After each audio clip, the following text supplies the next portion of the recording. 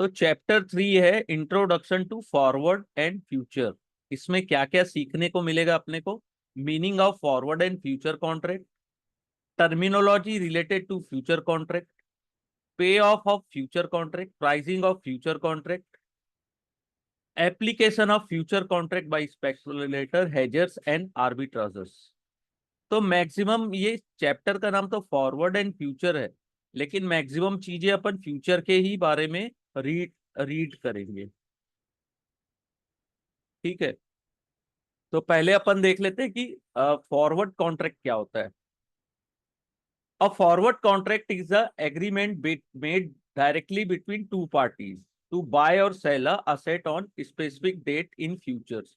जो forward contract होता है उसका जो एग्रीमेंट होता है दो पार्टी के बीच में होता है, टू पार्टीज। ठीक है, on specific date in the future at the term decided today. और जो भी टर्म वो दोनों मिलके डिसाइड करते हैं उनके ऊपर होता है। Forward are widely used in commodities, foreign exchange, equity and interest rate market. यहाँ पे फॉरवर्ड कॉन्ट्रैक्ट्स का वाइडली यूज किया जाता है। ठीक है, अब इसका एक एग्जांपल दिया हुआ है। What is the basic difference between cash market and forward. ठीक है, एज्यूम करिए कि मई 2023 या आज के डेट में अगर करिए 18 अक्टूबर 2024 को हम चाहते हैं गोल्ड खरीदना। ठीक है, तो अपन सोनार के पास या गोल्ड स्मिथ के पास जाते हैं, तो वो गोल्ड का प्राइस बताते हैं कि 62,130 रुपीज है, और 10 ग्राम के लिए 24 कैरेट गोल्ड का। तो अपन क्या करते हैं, goldsmith agree to sell gold at this price. इतने में जो सोनार या गोल्ड स्मिथ है वो अपने को गोल्ड बेचने के लिए तैयार है, तो अपन क्या करते हैं, उनको इतना अमाउंट पे करके गोल्ड की डिलीवरी ले लेते हैं तुरंत।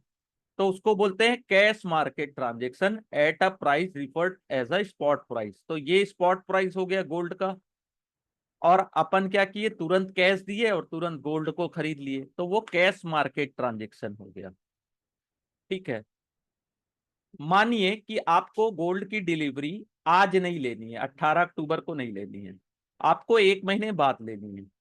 तो 1 महीने बाद के लिए गोल्ड स्मिथ ने कितने का कोट दिया, 62,337 का 10 ग्राम गोल्ड के लिए। ठीक है, you agree to the forward price of 10 gram of gold and go away. ठीक है, अपन एग्री हो गए कि हम 62,337 में 1 महीने बाद उस गोल्ड को खरीदेंगे। ठीक है, तो अपन ने क्या किया, you have bought a forward contract, कि हम अपन ने जो गोल्ड स्मिथ है उससे कॉन्ट्रैक्ट किया, और अपन एग्री हो गए कि हम इस प्राइस में 1 महीने बाद आपसे गोल्ड खरीदेंगे। ठीक है, तो हम क्या हुए, लॉन्ग हुए, लॉन्ग फॉरवर्ड हुए, यानी कि हम गोल्ड में लॉन्ग हुए कि हमको खरीदना है। और जो गोल्ड स्मिथ है वो क्या हुआ, सोल्ड अ फॉरवर्ड कॉन्ट्रैक्ट, उन्होंने एक कॉन्ट्रैक्ट अपने को बेचा, तो वो क्या हुए, शॉर्ट हुए, उसमें शॉर्ट फॉरवर्ड हुए। ठीक है, तो there is no exchange of money or gold at this point of the time. कोई भी मनी एक्सचेंज नहीं किया गया और गोल्ड भी एक्सचेंज नहीं किया किया गया। ठीक है, आफ्टर 1 मंथ मैं जब वापस गया गोल्ड स्मिथ के पास, तो मैंने 62,337 रुपीज उनको दिया और 10 ग्राम्स गोल्ड उनसे ले लिया। तो इसे कहते हैं फॉरवर्ड कॉन्ट्रैक्ट। ठीक है, when both parties are obliged to go through with the contract irrespective of value of underlying assets। ठीक है, at the time of delivery. ये फॉरवर्ड कॉन्ट्रैक्ट हुआ, ये दो पार्टीज के बीच में ही होता है, दो लोगों के बीच में होता है, इनसे ज्यादा नहीं होता। अब एसेंशियल फीचर्स ऑफ फॉरवर्ड क्या होता है, it is a contract between two parties, और क्या बोलते हैं इसको, बाइलेटरल कॉन्ट्रैक्ट। ठीक है, all term of the contract like price, quantity and quality of underlying delivery term like place settlement through are fixed on the day of entering into the contract। जो भी price है, quantity है, quality है, delivery के terms हैं, place है, settlement है, जिस दिन अपन कॉन्ट्रैक्ट करते हैं, ठीक है, जिस दिन अपन कॉन्ट्रैक्ट लेते हैं उस दिन ये सब चीजें अपन तय कर लेते हैं। ठीक है, इन अदर वर्ड, अगर दूसरे वर्ड्स में कहा जाए तो forward are bilateral over the counter transaction where the term of the contract such as price, quantity, quality, time and place are negotiated between the two parties to the contract. Any alteration in term of contract is possible if both party agree to it. कोई भी alteration करना है contract में तो वो कब होगा, जब दोनों पार्टी एग्री हो जाए। ठीक है, अब इस टाइप के ट्रांजेक्शन कौन करता है, देखिए corporations, trader, investing institute, extensively use over the counter transaction to meet their specific requirement. ये तीन लोग करते हैं, corporate, traders and investing institute. The essential idea of entering into a forward is to fix the price and thereby avoid the price risk. अब इसका क्या सबसे बड़ा एडवांटेज है, एसेंशियल आइडिया क्या होता है कि हमने प्राइस फिक्स कर लिया है तो हमको कोई भी प्राइस रिस्क नहीं होगा। ठीक है, प्राइस ऊपर जाता है तो अपने को कोई रिस्क नहीं होगा अगर अपन ने बाय किया है, और सेल करके रखे हैं तो अगर प्राइस नीचे जाता है तो अपने को उतना लॉस नहीं होगा। ठीक है, in the above mentioned example, if after 1 month the gold traded at 6 to 700, जो ये एग्जांपल दिया है, अगर गोल्ड का प्राइस 62,700 पहुंच जाता है तो उससे क्या होता है, हमको उसमें प्रॉफिट होता है 363 रुपीज का, क्योंकि अपन ने कॉन्ट्रैक्ट लिया है 62,337। ठीक है, और अगर स्पॉट प्राइस एक महीने के बाद 62,100 चला जाता है तो अपने को लॉस होता है 237 रुपीज का। ठीक है, बाय एंड सेल प्राइस का जो डिफरेंस है उसके तहत। ठीक है, अब लिमिटेशंस क्या होती है फॉरवर्ड कॉन्ट्रैक्ट्स की, इस पे अपन नजर डालेंगे। ठीक है, कि अगर हम फॉरवर्ड कॉन्ट्रैक्ट लेते हैं तो उनसे अपने को लॉस क्या क्या है या लिमिटेशन क्या है। पहली चीज लिक्विडिटी रिस्क होता है। Liquidity refer the ability of market participant to buy or sell the desired quantity of underlying assets. Liquidity ये है कि आप चाहो जितने भी कॉन्ट्रैक्ट खरीदना चाहो आप खरीद सकते हो। अगर लिक्विडिटी अच्छी है तभी तो हम इतने ज्यादा कॉन्ट्रैक्ट खरीद पाएंगे, और लिक्विडिटी अच्छी नहीं है तो क्या होगा, हम बाय तो कर लेंगे लेकिन सेल नहीं कर पाते हैं, या सेल कर लिए तो बाय नहीं कर पाते हैं। अब ऐसा फॉरवर्ड कॉन्ट्रैक्ट में क्या होता है, ये टेलर मेड कॉन्ट्रैक्ट होता है। ठीक है, ये इसके जो भी टर्म एंड कंडीशंस होते हैं वो पार्टीज तय करती है। ठीक है, अदर मार्केट पार्टिसिपेंट में not be interested in this contract. तो अदर मार्केट के जो पार्टिसिपेंट्स होते हैं इस टाइप के कॉन्ट्रैक्ट में इंटरेस्टेड नहीं होते हैं। फॉरवर्ड ना तो लिस्टेड होता है और ना ट्रेड होता है एक्सचेंज में। इससे क्या होता है, which it make difficult for other market participant to easily access this contract और कॉन्ट्रैक्टिंग पार्टी। ठीक है, ये ना तो एक्सचेंज में ट्रेड होता है ना लिस्ट होता है, ये टेलर मेड होता है। फिर लिखा हुआ है, और their non availability on the exchange create illiquid in the contract. तो इलिक्विड क्यों होता है, इसका रीजन क्या है, क्योंकि ये एक्सचेंज में ट्रेड नहीं होता और दो पार्टीज के बीच में ही होता है, इसलिए ये इलिक्विड होता है ना। इलिक्विड कॉन्ट्रैक्ट्स में अपन को कोशिश करना चाहिए कि हम एंट्री ना लें। ठीक है, सेकंड होता है counter party risk. Counter party risk को अगर इजी भाषा में अगर हम समझने की कोशिश करें तो मान लीजिए हमने किसी से कॉन्ट्रैक्ट ले लिया और उन्होंने हमको सामान की डिलीवरी नहीं दी या हमको उतने पैसे नहीं दिए, है ना। एक तो या तो अपने को सामान नहीं मिला या तो पैसे नहीं मिले, तो उसमें क्या होता है, डिफॉल्ट करता है काउंटर पार्टी। या तो मैंने उसको पैसे नहीं दिए, मैंने गोल्ड खरीदने के लिए मेरे पास पैसे ही नहीं है तो मैं बोलूंगा भैया मैं नहीं ले सकता, या मैं मेरे पास पैसे हैं मैं गोल्ड खरीदने गया तो बोला सर मेरे पास गोल्ड नहीं है। ठीक है, तो वो दोनों में काउंटर पार्टी रिस्क होता है, दोनों तरीके से। तो इसमें क्या लिखा है, counter party risk is the risk of an economy loss from the failure of counter party to fulfil its counter contractual obligation. जो कॉन्ट्रैक्ट में ऑब्लिगेशंस है उसको अगर दोनों पार्टी में कोई भी एक पार्टी अगर उसे ऑब्लिग नहीं करता है तो उसे काउंटर पार्टी रिस्क कहा जाता है। जो भी कॉन्ट्रेक्चुअल ऑब्लिगेशन है उसको कंप्लीट करना जरूरी है, तो इसे याद रखिएगा, बहुत इंपॉर्टेंट है।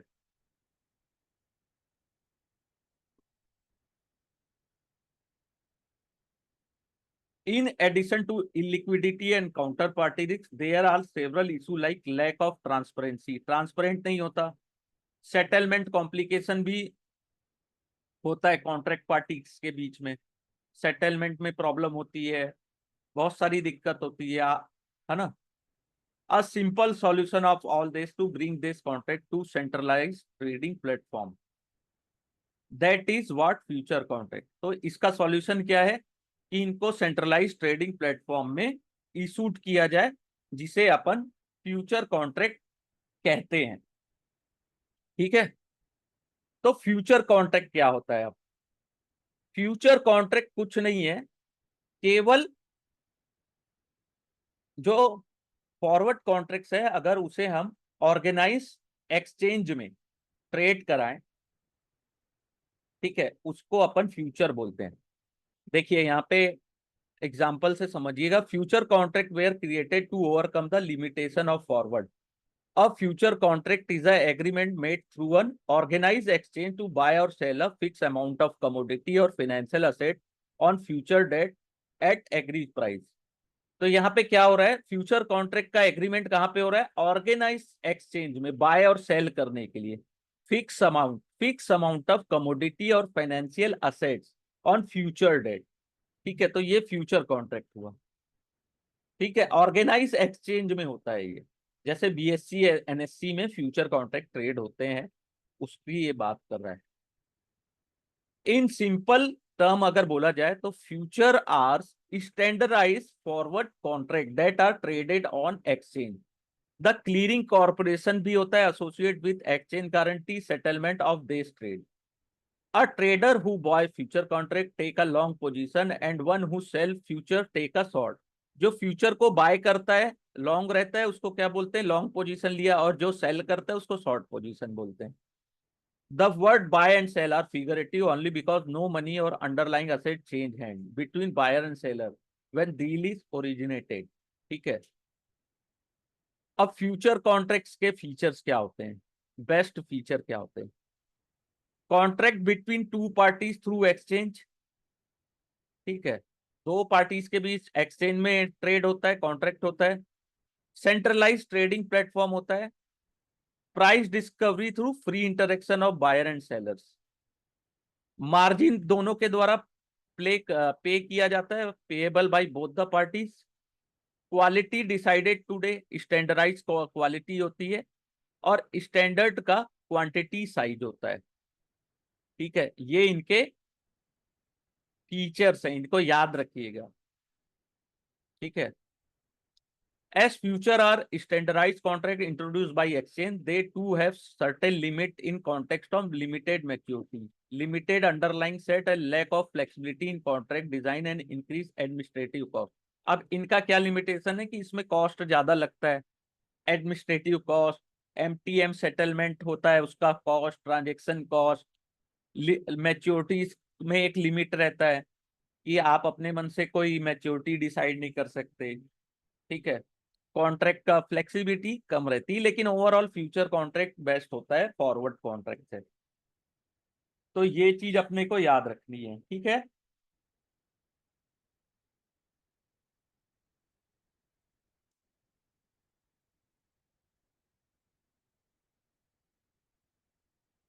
यहां तक सर आप लोगों को समझ में आया sir?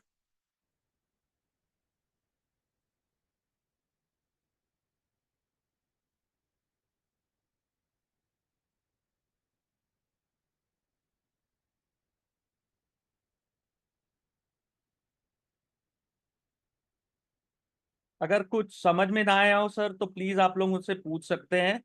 We are free to ask. कोई भी किसी भी तरीके के क्वेश्चंस हो, जो समझ में ना आया हो सर, प्लीज आप लोग पूछ सकते हैं। ये इसी का फायदा है, इसीलिए मैं लाइव क्लासेस लेता हूं कि ज्यादा से ज्यादा लोगों को मैं अच्छे से समझा सकूं। ठीक है सर। क्या है कि अपना उद्देश्य एम एग्जाम पास करना जरूर है, लेकिन एग्जाम पास करने के अलावा भी पूरे ऑप्शन एंड फ्यूचर को अच्छे से समझ जाना, ये हमारा मेन एम है। और प्लीज इसको रिवाइज करेंगे ना तो ज्यादा और अच्छे से समझ में आएगा, तो रिवाइज जरूर करिएगा। और प्लस मैं एक चीज और बोलता हूँ कि ये जो चीजें अपन पढ़ रहे हैं ना, हम हमेशा मैं रिपीट करता हूँ कि ये कोई भी ऑप्शन कोर्स आप करेंगे तो ये 20 से 30 हजार में कराएगा, जो कि इस सर्टिफिकेट में आप इस बुक को पढ़ने के बाद, अंडरस्टैंडिंग के बाद, ये आप खुद से सीख सकते हैं, बहुत इजी है। ठीक है, तो contract specification of future contract, कि फ्यूचर कॉन्ट्रैक्ट का स्पेसिफाई क्या होता है, यानी कि क्या स्पेसिफिकेशन होते हैं, क्या चीजें उसमें होती हैं, बहुत सारी चीजें अभी सीखने को मिलेगी। The exchange decided all term and condition of future contract other than the price of the future contract. ठीक है, एक्सचेंज जो है all term and condition decide करता है, टर्म एंड कंडीशन, लेकिन ऑप्शन का जो फ्यूचर का जो प्राइस है ना उसको डिसाइड नहीं करता एक्सचेंज। तो जो इसके टर्म एंड कंडीशंस होते हैं उसको क्या कहते हैं, कॉन्ट्रैक्ट स्पेसिफिकेशंस। तो contract specification include the salient feature of derivative contract like contract maturity, contract multiplier, contract size, tick size. Let us understand the, अब इसको समझने की कोशिश करते हैं। ठीक है,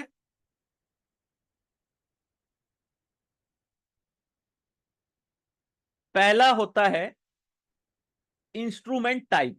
इसको याद रखिएगा, इंस्ट्रूमेंट टाइप क्या है, इंडेक्स फ्यूचर। क्यों? क्योंकि अपन निफ्टी फ्यूचर में ट्रेड कर रहे हैं। अंडरलाइंग असेट्स क्या हुआ, निफ्टी 50। एक्सपायरी डेट क्या हुआ, 25 मई 2023। ठीक है, ये हमेशा एक्सपायरी याद रखिएगा लास्ट गुरुवार को होता है, last Thursday of the month. अगर थर्सडे को, लास्ट थर्सडे को अगर कोई हॉलीडे है या लीव है, कोई भी है, तो वो बुधवार को होगा, ना कि फ्राइडे को शिफ्ट नहीं होता, वो वेडनेसडे को होगा, थर्सडे को नहीं होगा। फिर ये चीज को याद रखिएगा। ठीक है, एक्सपायरी हमेशा महीने के आखिरी गुरुवार को होती है। अब इसका ओपन प्राइस क्या है, 18,325। हाई कितना गया, 18,358। लो प्राइस कितना है, 18,255। क्लोजिंग प्राइस क्या है, 18,345। ठीक है, नंबर ऑफ कॉन्ट्रैक्ट कितने ट्रेड हुए, 47,56,000। टर्नओवर कितना है, 8,70,000। ये लैक्स में है ना, 8,70,891 करोड़, इतने करोड़ का हुआ है ये। ठीक है, इन लैक्स है ना ये, लैख रुपीज में, सॉरी करोड़ में नहीं है, लैक्स है। तो इसको आप लोग अगर और अच्छे से समझना चाहते हैं ना, तो आज कोई भी निफ्टी का कॉन्ट्रैक्ट निकालिएगा, उसमें देखिएगा एक्सपायरी कब है, आज का ओपन हाई देखिएगा, और कहां पे वो ट्रेड कर रहा है, ये सब चीजें देखिएगा। ठीक है, आपको और अच्छे से वो समझ में आएगा सर। ठीक है, तो ये मैंने एक एग्जांपल आज अपन देख रहे हैं, लेकिन आप इसको प्रैक्टिकली मार्केट में देखिएगा कि इसको क्या बोलते हैं, टर्नओवर, कॉन्ट्रैक्ट ट्रेडेड। ये सब चीजें क्या है, टर्मिनोलॉजी ही हमको बस समझ में नहीं आती है, बाकी सब चीजें अपने को पता है, जो मार्केट में है उनको सब पता है। अंडरलाइंग वैल्यू कितनी है, 18,315। जब निफ्टी 18,000 में रहा होगा तब इन्होंने ये बनाया, 2023 का। अंडरलाइंग इंस्ट्रूमेंट किसको बोलते हैं और अंडरलाइंग प्राइस क्या है, the underlying instrument refer to the index or stock on which the future contract is traded. ठीक है, अंडरलाइंग इंस्ट्रूमेंट कोई भी हो सकता है, इक्विटी हो सकता है, कमोडिटी हो सकता है, कोई सा भी गोल्ड, या इंडेक्स में निफ्टी या बैंक निफ्टी, या कोई भी और भी कॉन्ट्रैक्ट है वो हो सकते हैं। In the above example the underlying asset is the Nifty 50 index. ठीक है, तो इस एग्जांपल में अंडरलाइंग असेट्स क्या है, Nifty 50। The underlying price is the spot price or the price at which the underlying asset traded in the cash market. तो ये underlying price क्या है? ये वो प्राइस है जो कैश में ट्रेड हो रही है, कैश मार्केट में, ना कि फ्यूचर मार्केट में। फ्यूचर मार्केट की वैल्यू ये है 18,325, ये फ्यूचर का प्राइस है। अंडरलाइंग कैश में ये 18,315 रुपया में चल रहा है। ठीक है, अंडरलाइंग प्राइस जो कैश में प्राइस है ना, उसको अंडरलाइंग प्राइस बोलते हैं। In this example the underlying price is the value of Nifty index on May 2010 is 18,315। ठीक है, यहां तक क्लियर हुआ सर? अब इसके आगे देखते हैं कॉन्ट्रैक्ट मल्टीप्लायर और contract size. Future contract are traded in lots. जो कोई भी फ्यूचर कॉन्ट्रैक्ट होता है वो लॉट्स में ट्रेड होता है। द लॉट साइज और contract size of the index and stock future is determined by the exchange. तो जो लॉट साइज होता है उसको डिसाइड कौन करता है? जो लॉट साइज होता है उसको डिसाइड करते हैं एक्सचेंज। ठीक है, एक्सचेंज डिसाइड करता है कि उसका लॉट साइज क्या होना चाहिए और उसका कॉन्ट्रैक्ट साइज। दोनों एक ही चीज है, लॉट साइज और कॉन्ट्रैक्ट साइज, उसको फ्यूचर यानी कि एक्सचेंज डिसाइड करता है। Contract size are different from each stock. जो कॉन्ट्रैक्ट साइज होता है वो सभी स्टॉक का अलग होता है। And index traded in the derivative segment, सबका अलग अलग कॉन्ट्रैक्ट साइज होता है। The contract size can be change by exchange from time to time. जो कॉन्ट्रैक्ट साइज है वो एक्सचेंज के द्वारा टाइमली चेंज किया जाता है। जैसे अभी निफ्टी का कॉन्ट्रैक्ट साइज चेंज होने वाला है कुछ दिनों में, depending upon the charge in the index level and stock price. ये डिपेंड किस पे करता है? इंडेक्स लेवल पे और स्टॉक प्राइस पे, कि उसके कितना चेंज हो रहा है। To arrive at the contract value we must multiply the future price with the contract multiplier. तो अपने को कॉन्ट्रैक्ट वैल्यू निकालनी है, तो जो उसका लॉट साइज है उससे फ्यूचर प्राइस को मल्टीप्लाई करते हैं, तो उससे हमारा कॉन्ट्रैक्ट का वैल्यू निकल आता है। The contract size of the Nifty is 50। तो 50 का लॉट था उस समय, तो lot size into future price 18,345। तो एक कॉन्ट्रैक्ट की वैल्यू कितनी हुई? 9,17,275। ये इसकी वैल्यू हुई। कॉन्ट्रैक्ट साइकिल क्या होता है? It is a period over which contract traded index and stock future contract trade on the NSC follow a 3 month trading cycle. NSC का जो कॉन्ट्रैक्ट साइकिल होता है वो 3 मंथ्स का होता है। ठीक है, जैसे कि मई 2023 में index and stock contract of NSC are available for trading for near month May 2023, next month June and July month. तो स्टॉक और इंडेक्स में 3 मंथ्स के कॉन्ट्रैक्ट अवेलेबल होते हैं। NSC and BSC offer trading on monthly as well as weekly future contract. तो NSC और BSC क्या है? ये क्या करते हैं? ये हमको monthly as well as weekly contract में भी ट्रेड करने की फैसिलिटी प्रोवाइड करते हैं। अब होता है अगला एक्सपायरेशन डेट। ठीक है, this is the date on which derivative contract cease to exit. It is the last trading day of the contract. तो लास्ट ट्रेडिंग डे क्या होता है? महीने का आखिरी गुरुवार। On expiry date all contract are compulsory settle. Expiry दिन में सभी कॉन्ट्रैक्ट को सेटल करना होता है। If a position to be continue they must be roll over to another future contract of the same underlying। अगर वो चाहते हैं कि कंटिन्यू रखना चाहते हैं तो वो क्या करते हैं? रोल ओवर करते हैं उस कॉन्ट्रैक्ट को। For a long position this mean selling the expiry contract and buying the next month.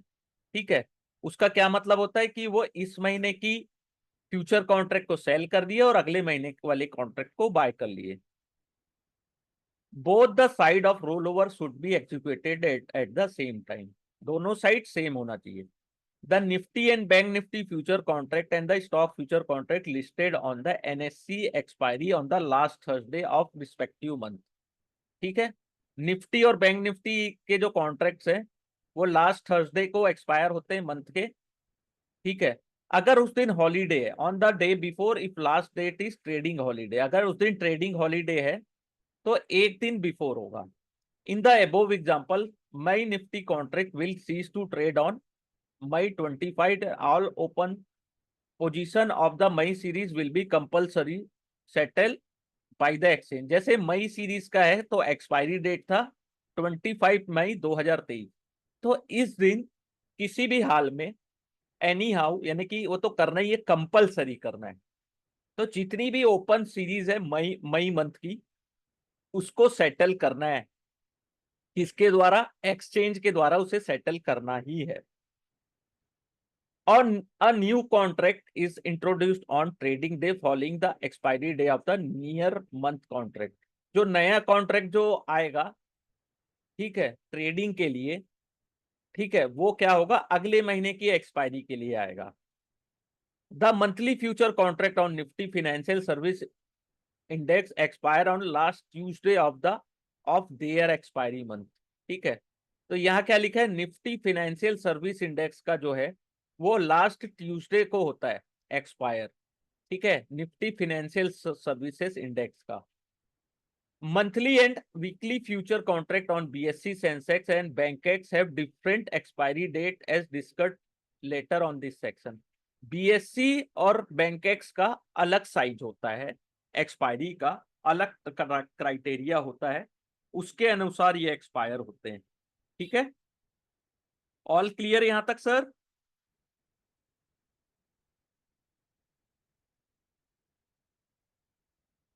अब टिक साइज क्या होता है? टिक साइज होता है प्राइस का डिफरेंस, यानी कि it is the minimum move allow on the price quotation. Minimum इतने का मूव होना चाहिए। Exchange decided the tick size on traded contract as part of contract specification. Tick size for Nifty future is 5 paisa. Nifty future में जो size है वो 5 पैसे के उसमें होता है, मल्टीपल में 0.5, फिर होगा 0.10, फिर होगा 0.15, 0.20। अगर अपन ट्रेड ले रहे हैं तो इसी के मल्टीपल में ही होता है। ठीक है, इसका टिक साइज 5 पैसे का होता है। ठीक है, यानी लिक्विडिटी बहुत ज्यादा है इसमें, इसलिए कई ठो कॉन्ट्रैक्ट अपन देखे होंगे जिसमें 50 पैसा या 1 रुपए का डिफरेंस होता है, तो वो इलिक्विड होते हैं, इसलिए ऐसा होता है। तो इसका टिक साइज 5 पैसे का होता है। अब इसको समझना है तो बिड और आस्क प्राइस में जो डिफरेंस होता है वो 5 पैसे का होना चाहिए। ठीक है, bid price is the price the buyer is willing to pay and ask price is the price at which the seller is willing to sell।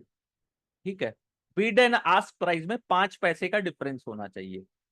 ठीक है, लिक्विडिटी ज्यादा है। Daily settlement price, the exchange follow a daily settlement procedure for open position in Nifty index and stock future contract. All open position are settled daily based on daily settlement price of the future contract, which is calculated by exchange on the basis of last half an hour weightage average price of that future contract। तो daily settlement कैसे होता है? देखो, last half hours का जो price होता है उसके वेटेज के अनुसार डेली सेटलमेंट होता है। तो इसको याद रखिएगा, ये आपको प्रैक्टिकली भी काम आएगा जब आप ट्रेड लेते हो। तो किसी भी स्टॉक में कैसे सेटल होगा ये आपको वहीं से पता चलेगा। ठीक है, thus the daily settlement price is different for each future contract of different expiry month। In the above example, the daily settlement price of my nifty future contract on May 210 is closing price is 18,345। तो last half and our का weightage average price से settle होता है। Final settlement price क्या होता है? This is the price at which all position in the near month future contract are finally settled on expiry day of near month future। जो expiry date के दिन जो सेटल होता है प्राइस, वो फाइनल सेटलमेंट प्राइस होता है। The final settlement price is closing price of relevant underlying assets stock in cash segment on last trading of future contract. In the above example, final settlement for my future contract will be closing spot value of Nifty on expiry। तो जो भी price होगा expiry के दिन वो इनका final settlement price होता है। एक ये हो गया ट्रेडिंग आवर्स। तो ट्रेडिंग आवर्स क्या होता है 9:15 टू 3:30 मंडे टू फ्राइडे, ठीक है। और एक्सचेंज क्या करता है, पब्लिश करता है annual trading holiday and clearing holiday for information of market participant. ये भी इंपॉर्टेंट है sir. Trading holiday are day on which no trading is possible as the exchange are close. Trading holiday में trade possible नहीं होता, लेकिन clearing holiday are day on which exchange are open. Clearing holiday है, उस दिन exchange open होगा, लेकिन आपका जो पैसे का सेटलमेंट है वो उस दिन नहीं हो पाएगा, ठीक है। इसको याद रखिएगा, ट्रेडिंग हॉलीडे और क्लियरिंग हॉलीडे। क्लियरिंग हॉलीडे में ट्रेड मार्केट ओपन रहता है। Trading is possible but no clearing और सेटलमेंट टेक प्लेस, ठीक है। ये भी इंपॉर्टेंट चीज है। अब यहाँ पे the BSC Sensex future contract are based on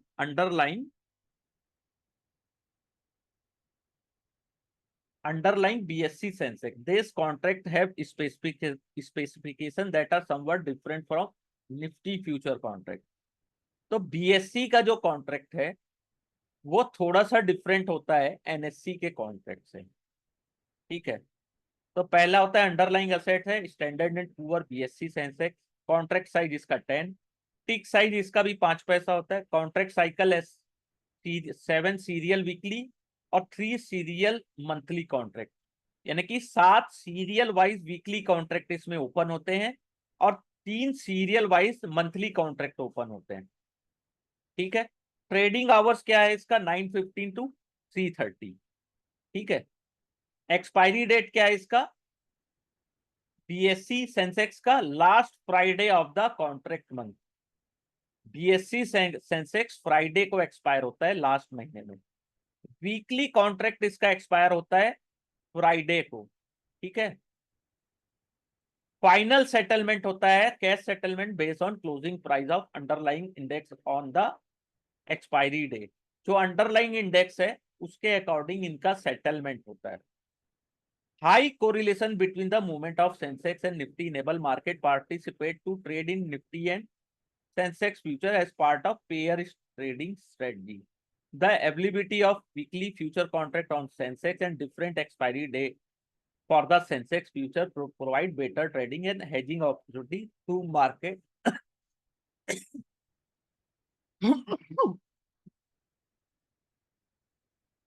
ठीक है, तो इससे क्या है कि अच्छी ट्रेडिंग और हेजिंग अपॉर्चुनिटी भी रहती है, क्योंकि एक का एक्सपायरी है गुरुवार को, एक का शुक्रवार को, तो बहुत सारे लोग स्ट्रेटेजी वैसी बनाते हैं। और हाईली लिक्विड होता है और मैक्सिमम जो ट्रेड होते हैं सेंसेक्स और निफ्टी में ही होते हैं, ठीक है। तो आज के लिए अपन इतना ही रखते हैं, अगली क्लास में अपन 3.4 को स्टडी करेंगे। ये चैप्टर बहुत इंपॉर्टेंट है, धीरे धीरे पढ़ना है इसको, स्लोली स्लोली इसको रीड करते जाना है, तब अपनी बेसिक अंडरस्टैंडिंग बनेगी और एग्जाम में उतना अच्छा अपन कर पाएंगे।